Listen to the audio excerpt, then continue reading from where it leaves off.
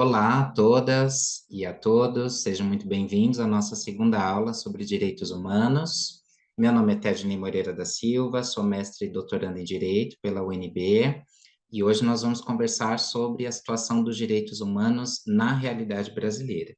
São vários os tópicos do programa, do edital para o concurso nacional unificado, então é muito importante que a gente tenha um conhecimento panorâmico sobre como os direitos humanos se encontram na nossa sociedade brasileira. Bom, a primeira grande questão que nós temos que enfrentar na nossa sociedade diz respeito à propagação de discursos de ódio e de intolerância que impedem o avanço da pauta de direitos humanos. Com certeza, muitos de vocês já ouviram essas frases, como bandido bom é bandido morto, direitos humanos não protegem as verdadeiras vítimas, cidadãos de bem são cada vez mais vítimas dos bandidos, que são protegidos pelos defensores de direitos humanos, e todas e outras inúmeras dessas frases não correspondem à realidade do que diz, de fato, o conjunto de direitos que nós chamamos de direitos humanos. Como eu mencionei na nossa primeira aula, direitos humanos nada mais é do que o conjunto de direitos e de instrumentos normativos e de acordos internacionais que são utilizados para estabelecer relações de igualdade entre os indivíduos na sociedade.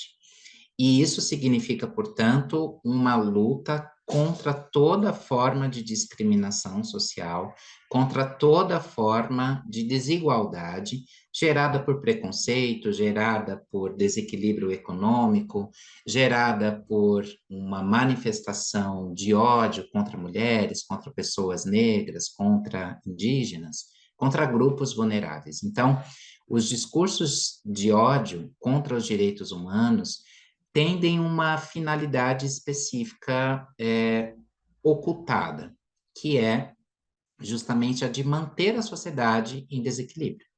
Então, normalmente, quem fala mal dos direitos humanos das mulheres quer manter relações desequilibradas entre homens e mulheres.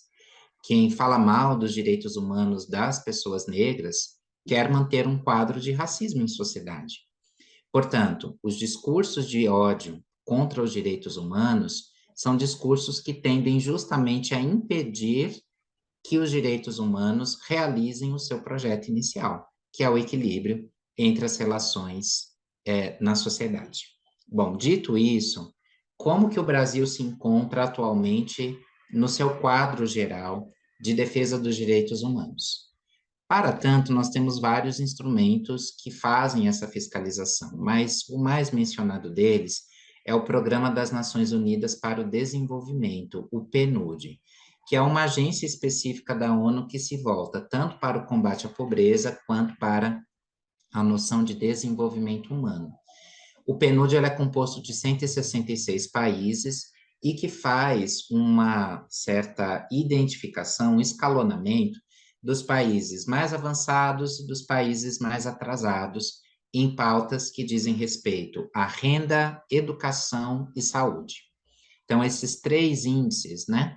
Educação, renda, distribuição da renda, do nosso PIB, Produto Interno Bruto, e também do quadro de saúde, formam o que a gente chama de IDH, que é o Índice de Desenvolvimento Humano. O IDH é uma régua que compara esses 166 países e determina um certo escalonamento entre eles. O Brasil atualmente ocupa a 87ª posição no ranking de 166 países. Isso não é uma indicação muito boa, até porque, se a gente observar a indicação que a gente tinha em 2015, nós vamos ver que nós decaímos muito de 2015 para cá na proteção dos direitos humanos. Em 2015, nós ocupávamos a 75ª posição. E, portanto, se em 2022 nós atingimos a 87ª posição, é porque nós caímos 12 posições no ranking internacional em apenas 7 anos. Isso é muito preocupante, né? É só a gente lembrar, infelizmente, né, de todos os percalços que nós tivemos de 2015 até 2022. Nós passamos por um processo de impedimento presidencial da ex-presidenta Dilma Rousseff, que estabelece uma instabilidade política que acaba atrapalhando também a harmonia entre os poderes, e nós tivemos governos que foram eleitos nesse período que retrocederam na pauta de alguns direitos sociais, como uma escolha política, como uma escolha econômica que o Brasil fez, com o corte em direitos sociais, o corte em direitos econômicos, né, com a redução de várias pautas em defesa de direitos humanos, tudo isso fez com que a gente caísse 12 posições nesses últimos 7 anos. Então, veja que o Brasil não está numa situação muito boa, muito embora a gente tenha manifestado uma vontade de superar os nossos desafios que foram recentemente colocados, né? Aqui na América, o país que tem a melhor colocação no IEDH é o Canadá, que se encontra na 15ª posição. E, em segundo lugar, a gente tem os Estados Unidos, que aparece na 21ª posição, e aqui na América do Sul, o país que aparece com o melhor índice IDH é o Chile, na 42ª posição, seguido da Argentina, com a 47ª posição, Uruguai, com a 58ª, Peru, com a 84ª, e, por fim, o Brasil, com a 87ª posição. Bom, o IDH, como eu mencionei para vocês, ele é calculado a partir do entrecruzamento de dados relativos à renda, saúde e educação, e o Brasil, ele tem uma tradição, né, em especial, desde o nosso processo de redemocratização, a pensar pautas de inclusão social por meio da redução da pobreza. Entre os primeiros anos do governo Lula, em 2002 até 2010, nós tivemos uma redução significativa da pobreza no Brasil.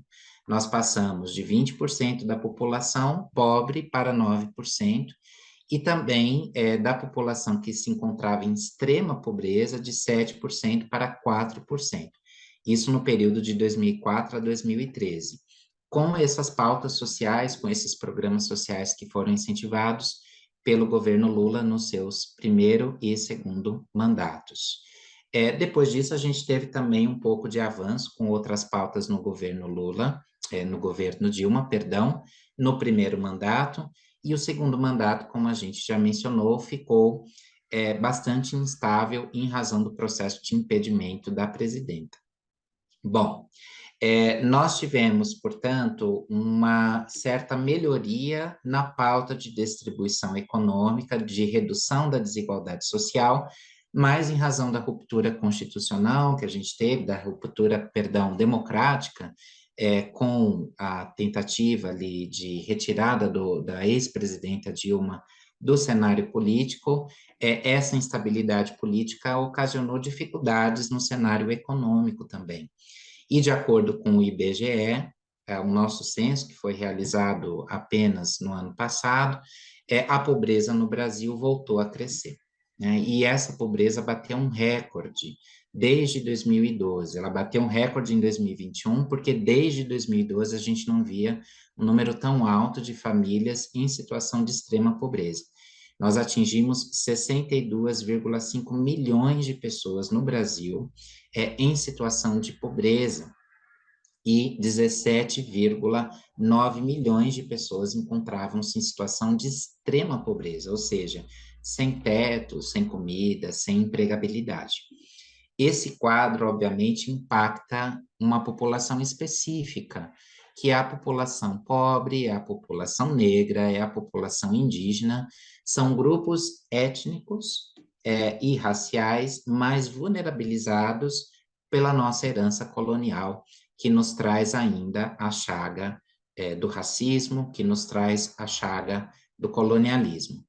Bom, então, como eu mencionei para vocês, a gente teve, né, no início dos anos 2000, um crescimento da pauta econômica e da distribuição de renda entre as pessoas mais pobres, em razão dos programas assistenciais que foram adotados pelos primeiro e segundo mandatos do governo Lula e pelo primeiro mandato da ex-presidenta Dilma, porém, houve uma queda novamente do investimento nessa pauta de desigualdade social, em razão em especial do processo de impedimento constitucional que nós sofremos, né? Tudo isso nos leva, portanto, a uma sociedade em que essa desigualdade econômica é bastante intensa e, portanto, eu recomendo que seja feita também uma análise bastante peculiar sobre os dados que são trazidos de caráter econômico pelo nosso censo 2022.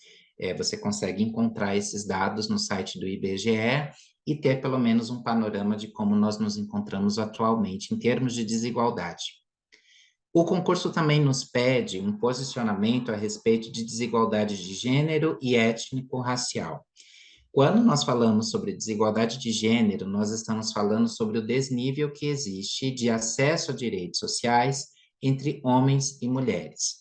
Homens e mulheres na nossa sociedade, infelizmente, não são tratados com igualdade.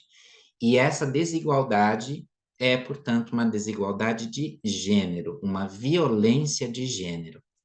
E o que é gênero? Gênero é o papel social que nós atribuímos às pessoas de diferentes sexos. Então, nós tratamos homens e mulheres de maneiras diferentes. E há uma expectativa social de que pessoas do sexo masculino e pessoas do sexo feminino comportem-se de determinado modo. Então, normalmente na nossa sociedade, de acordo com a nossa cultura, quando nasce uma mulher na família, nós esperamos que ela se torne a princesa do papai, que ela ajude a mamãe em casa, que ela se dedique aos estudos e se torne uma boa mãe no futuro. Cuidando do lar, cuidando da família, buscando um bom companheiro. Ao passo que, quando nós temos um homem na família, nós o educamos com uma liberdade que nós não damos às mulheres. Veja que esses papéis sociais que nós atribuímos às pessoas são papéis de gênero, e eles vão sendo consolidados ao longo da história como questões quase naturais, quando na verdade são culturais. Então, não é da natureza da mulher ser dona de casa, não é da natureza da mulher ser submissa aos homens. Não é da natureza do homem ser agressivo. Não é da natureza do homem ser o único provedor do lar. Esses papéis são atribuídos em razão da nossa cultura. E quando essa cultura ela é muito fechada, ela impede que haja uma igualdade plena entre homens e mulheres. Isso, obviamente, vai impactar na qualidade de vida dessas mulheres. Quando nós temos mulheres, por exemplo, que querem a sua independência financeira e que não querem, portanto, sobreviver às custas do seu companheiro ou de outros familiares do sexo masculino, infelizmente nós temos na nossa sociedade uma cultura de gênero tão forte que não permite a essa mulher buscar a sua própria autonomia e ela acaba sendo vítima de uma violência. Da mesma forma, quando nós temos mulheres que não querem se submeter aos homens ou não têm desejo por esses homens, dentro da nossa cultura machista, que considera que a mulher ela deve obedecer a todas as vontades do homem, ela pode ser vítima de uma violência de caráter sexual. Portanto, o que significa violência de gênero? Violência de gênero é aquela violência que nós realizamos, em especial contra as mulheres, por considerarmos que elas têm um papel social inegociável. E todas as vezes que essas mulheres tentam se equilibrar, tanto em relação aos direitos quanto aos deveres, em relação aos homens, elas são vítimas de uma violência, é aí sim que nós dizemos que ela foi vítima de uma violência de gênero. Bom, a principal lei que tutela as mulheres no nosso Brasil é a Lei 11.340 de 2006, a chamada Lei Maria da Penha, que, como nós mencionamos na primeira aula, foi uma lei criada em razão de um acordo que o Brasil fez na Comissão Interamericana de Direitos Humanos, diante da Maria da Penha, que acionou aquele sistema regional para realizar justiça, que o Brasil não realizava. Nós temos dados terríveis sobre a situação das mulheres na nossa sociedade atualmente. E recomendo também que seja feita uma leitura do Atlas da Violência, que é um mapeamento dos principais dados de violência no nosso Brasil e que trazem dados específicos sobre as mulheres. Então, A gente percebe que até o ano passado, em 2022, nós tivemos um aumento de 6,1% na taxa de homicídios de mulheres dentro das suas próprias residências, e uma diminuição desses homicídios de 28,1% fora das residências, o que é assustador, ou seja, os lares, a residência, que deveria ser o local de maior proteção da mulher, muitas vezes acaba sendo o local onde ela é mais violentada. E isso, de novo, em razão de um papel de gênero que nós esperamos que as mulheres cumpram. E os seus agressores tendem a ser, portanto, seus companheiros, irmãos ou pais. A maior parte das vítimas de violência contra a mulher são mulheres negras. Em 2019, 66% das mulheres que sofreram feminicídio eram mulheres negras no Brasil. Ou seja, a cada 10 mulheres mortas, 7 eram mulheres negras. E isso, obviamente, identifica também um outro problema, que é um problema de violência racial, nosso racismo que faz com que as mulheres negras sejam mais desvalorizadas do que as mulheres brancas, embora também as mulheres brancas e mulheres indígenas sejam alvos também de violência. A cada 2 horas no Brasil, nós tivemos uma mulher assassinada. E os índices também vinculados à violência sexual são assustadores. Nós tivemos cerca de 822 mil casos de estupro por ano no Brasil. E desse total, 80% eram mulheres. Então, a violência de gênero é aquela violência que eu realizo contra uma mulher por entender que ela tem um papel fixo em sociedade e todas as vezes que ela tenta romper com esse papel, ela é alvo de uma violência e, por isso, alvo de violência de gênero. De acordo com a Lei Maria da Penha, são 5 os tipos de violência que as mulheres podem sofrer na nossa sociedade. A violência física é a mais conhecida delas, ou seja, toda agressão que interfere na saúde e no bem-estar físico dessa mulher, podendo eventualmente também levá-la à morte. A violência psicológica também é bastante conhecida. É todo dano de caráter emocional ou que visa a redução da autoestima dessas mulheres. Quando eu, por exemplo, ofendo uma mulher diante dos meus amigos, diante da minha família, e faço com que ela tenha e adquira cada vez mais baixa autoestima. A violência sexual também é bastante conhecida, ou seja, em especial os crimes de estupro, mas não apenas ele. Nós temos também a divulgação de imagens de nudez das mulheres quando não são consentidas, todas as formas de aliciamento ou de assédio sexual que as mulheres sofrem no ambiente de trabalho, todas as formas de importunação sexual dentro dos transportes públicos ou em outros espaços quaisquer. Então, veja que as mulheres são protegidas também na sua dignidade sexual.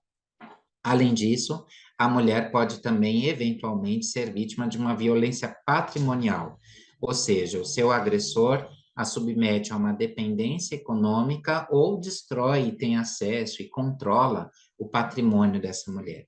E, por fim, a violência de caráter moral, que é aquela realizada quando o agressor compromete a honra dessa mulher em sociedade diante dos demais. Então, é muito importante a gente conhecer um pouquinho dessas 5 formas de violência contra a mulher: violência física, psicológica, sexual, patrimonial e violência de caráter moral. Para todas essas violências, existe uma lei específica, que é a Lei 11.340, de 2006, Lei Maria da Penha, e que tem tido seus avanços cada vez mais notados em sociedade. No âmbito do Sistema Internacional de Direitos Humanos, nós temos uma convenção no sistema global, que também é muito interessante que você, candidato ao concurso público, leia, que é a Convenção sobre a Eliminação de Todas as Formas de Discriminação contra a Mulher. Essa convenção é dotada no âmbito global e diz respeito ao sistema ONU, e o Brasil a ratificou, ou seja, ele adota e tenta seguir o máximo possível essa convenção para a proteção das mulheres. E nós temos também outras violações que são realizadas de caráter étnico-racial. Na nossa terceira aula, nós vamos estudar especificamente a questão indígena, né? Os direitos dos povos indígenas, dos povos originários. Mas, pontuando inicialmente, nós temos, de acordo com o IBGE, realizado no ano passado, o censo realizado no ano passado, 1.693.535 pessoas que se autodeclaram indígenas no Brasil. A maior parte dessa população, 57,7%, está distribuída nas 505 terras indígenas, demarcadas ou em processo de demarcação no Brasil, seis dessas terras indígenas tinham mais de 10 mil indígenas habitantes, né? A terra indígena que tem maior população na nossa sociedade é a terra indígena Yanomami, que fica no Amazonas, na fronteira com Roraima, com 25,7 mil indígenas habitantes. Bom, sobre indígenas, como eu mencionei, nós falaremos com mais detalhes em outro momento. Mas, ainda sobre questão racial, nós temos também a violência realizada contra a população negra. Assim como os povos indígenas também são alvos de uma violência herdada pela herança colonial, também os negros, a população negra na nossa sociedade é bastante afetada. É muito importante a gente prestar atenção à nomenclatura. Negro é a expressão utilizada pelo IBGE, pelo censo, para contabilizar não apenas as pessoas pretas, mas também as pessoas pardas, ou seja, aquelas que têm uma coloração de pele que não as identifica, que não lhes permite serem identificadas socialmente como pessoas brancas. E na nossa sociedade, essa temática de violência racial, ela é profundamente uma chaga, uma cicatriz ainda não fechada, em razão do nosso passado escravocrata. De acordo com o IBGE, também do ano passado, o censo realizado no ano passado, 56,1% dos brasileiros se consideram negros, ou seja, a maioria da nossa população, a cada 10 brasileiros, 6 são pessoas que não se consideram brancas. E, embora sejam maioria numérica na nossa sociedade, a população negra não consegue, em razão do racismo, acessar todos os espaços e direitos que ela possui. E isso em razão dessa barreira invisível desse racismo, que nós chamamos de um racismo estrutural, ou seja, a nossa sociedade ela é pensada, organizada e planejada com base em uma violência racial. São vários os dados alarmantes sobre esse racismo no Brasil.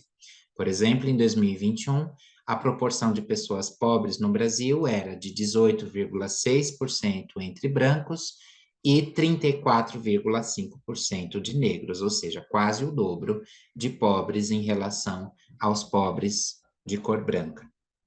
Também em 2021, a taxa de desemprego ou desocupação era de 11,3% para a população branca, de 16,5% para a população preta e de 16,2% para a população parda, ou seja, brancos tendem a ter menos tempo de desemprego em comparação a uma pessoa negra.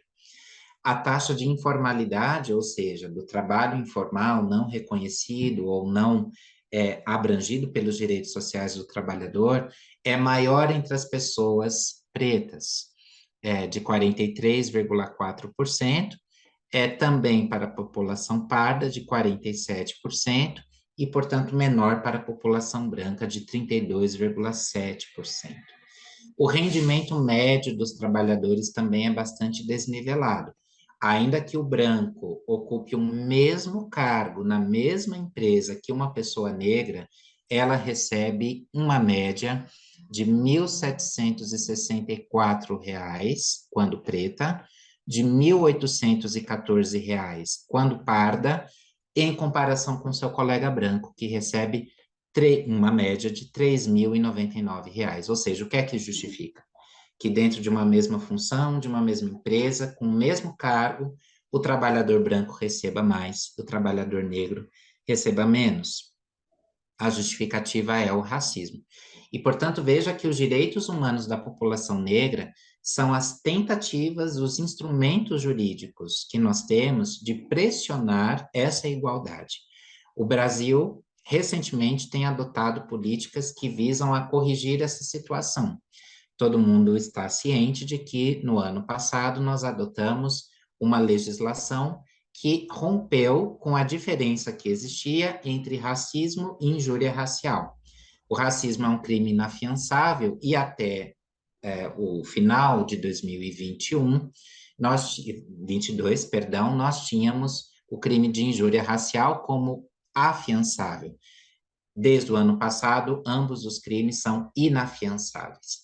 E, portanto, a gente tem tentado modificar o quadro da nossa herança racial, de racismo, melhor dizendo, rompendo com a ideia de uma democracia racial e tentando o máximo possível promover esses direitos. Outras políticas também são adotadas, como a política de cotas para pessoas negras nos espaços universitários em especial. Então, é muito importante chamar para o seu radar aí de estudos essas pautas que dizem respeito à população negra. Em termos do sistema global, nós temos também uma proteção específica que é dada pela Convenção Internacional sobre a Eliminação de Todas as Formas de Discriminação Racial e que também foi ratificada pelo Brasil. E para finalizar, é muito importante nós pensarmos sobre o papel dos movimentos sociais na construção desses direitos. Direitos humanos não são dados, direitos humanos são conquistados. Isso significa que todo direito humano que nós temos regulado, tanto na nossa Constituição, quanto nas leis infraconstitucionais e nos tratados internacionais, só são e se tornaram possíveis graças à luta de inúmeros movimentos, como, por exemplo, o movimento feminista em relação aos direitos das mulheres, o movimento dos negros, e vários são os movimentos, inclusive, da população negra, que garantiram uma série de direitos sociais e individuais para essa população, assim como inúmeros outros movimentos. O próprio movimento indígena em relação à conquista dos seus direitos também, originários, o movimento LGBTQI, APN+, que diz respeito a essa população da diversidade sexual, da diversidade de gênero, o movimento dos trabalhadores rurais sem terra e sem teto, que visa a corrigir a situação de desequilíbrio na distribuição de terras e de riquezas brasileiras, ou seja, a construção dos direitos humanos são dadas pelos movimentos sociais, que pressionam os estados para corrigirem as desigualdades que são ocasionadas por desequilíbrio econômico, por desigualdade de gênero ou por desigualdade étnico-racial.